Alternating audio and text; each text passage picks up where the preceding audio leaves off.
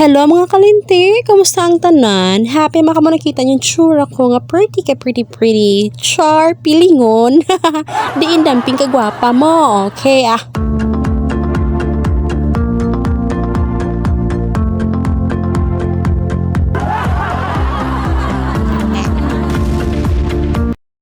So subong nga adlaw guys, maluto kami sa buffalo wings. Fresh from Robinson ang manok, charot. Bawdo sa piho ba? GC ko gali ang ginusar ko para magbakal sa mga ingredients ah. So subong nga adlaw guys, crave kami ni Robert magkaon sa buffalo wings.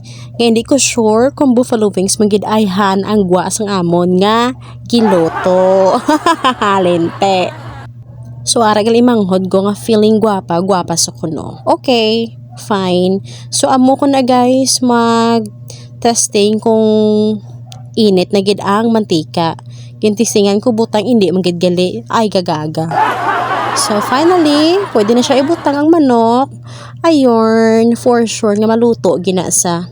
Kag ako digli guys ang cook sa amon nga balay. Of course, kay ako lang ang maka-afford sa mga ingredients. Hello, pilingon. Dipug. So mahimo na kami sang sauce para sa amon nga manok. Kay damo sa magic sarap.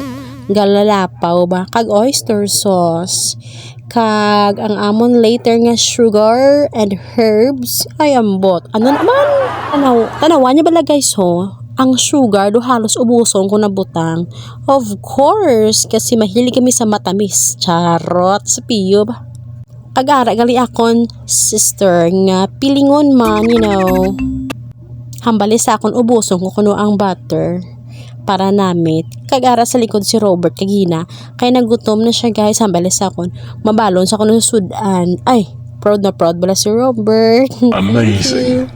So ginamit ko mekos namon guys no ang manok para suhupon jud ang sauce para lami jud siya baka nang ang sauce mo tapot jud sa panit sa wings ka manok bugo. So, amo na rin siya, guys, ang outcome. Wow, amazing. Perfect.